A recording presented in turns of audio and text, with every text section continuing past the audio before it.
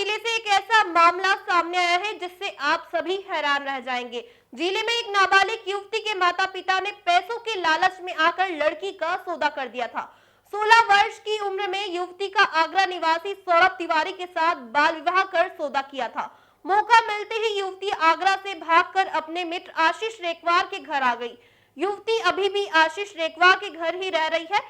युवती के माता पिता ने आगरा निवासी सौरभ तिवारी के दबाव में आकर आशीष के खिलाफ 376 में मामला दर्ज करवा दिया। वहीं दूसरी ओर पुलिस का रवैया भी इस मामले में गोलमोल दिखाई देता है।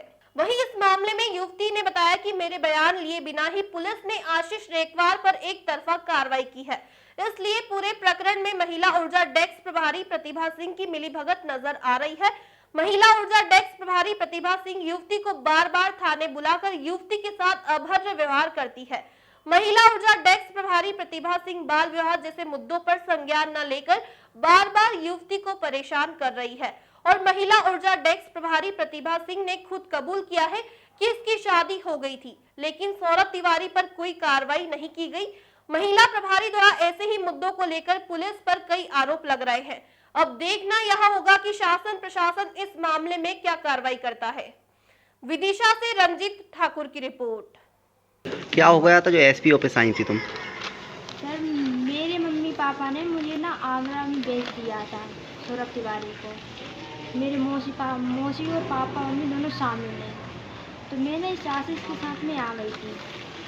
तो इनने रिपोर्ट की और कोई मेरे बयान नहीं लिखे गए, और जो मैंने बयान दिए तब भी लड़का जेल गया। और मैंने मैडम जी तक बोला कि इन लोगों ने मुझे भेज दिया है, तब भी मेरी कोई सुनवाई नहीं हुई, ना कोर्ट में ना थाने में। और पापा मम्मी मुझे उसके पास ज़बरदस्ती भेज रहे हैं। जेल भेज दो। कैसे भेज दिया उसको जेल? भाई ये लड़के को लेके आ गए। उसकी मदद करी? हाँ, वो लड़के की मदद करी, उसको यहाँ लेके आए, उसी को जेल भेज दिया? उसी को जेल भेज दो। अच्छा, आपने थाने में वगैरह में? थाने में हमें मौके नहीं मिल पावा, लग यहाँ जेल ले गए। अच्छा, और जेल भेजा हुआ है। अच्छा, ये लड़की अपनी मर्जी से रह रही है जबरदस्ती? अपनी मर्जी से, हमारे कोई इससे मतलब वो नहीं है। अच्छा, अपनी मर्जी से ही। अच्छा, कोई कुछ कह रहा है क्या ये यहाँ रह रही है लड़की? भाई दबाव कहीं से आ रहा है? मैडम ही परेशान करती है हमें। कहाँ की मैडम है? कौन से थाने की मैडम है वो? जब थाने की है अपनी यूनिवर्सिटी वाली। क्या अच्छा। कहते हैं मैडम? कहती आप क्यों रख रहे हो? अच्छा, तो आपने बताया नहीं कि अपनी बताया मर्जी से हमने रखी? कि अपनी मर्जी से रह रही, कोई जिम्मेदारी नहीं है इसके भाई। जब आपका भेजो तो मैं कि भापा जा नहीं रही, अब जाके जिम्मेदारी आप लो तो आप रख लो। सही कहा। मेरी कोई जिम्मेदारी नहीं है, मैं कहाँ से रखूँगा?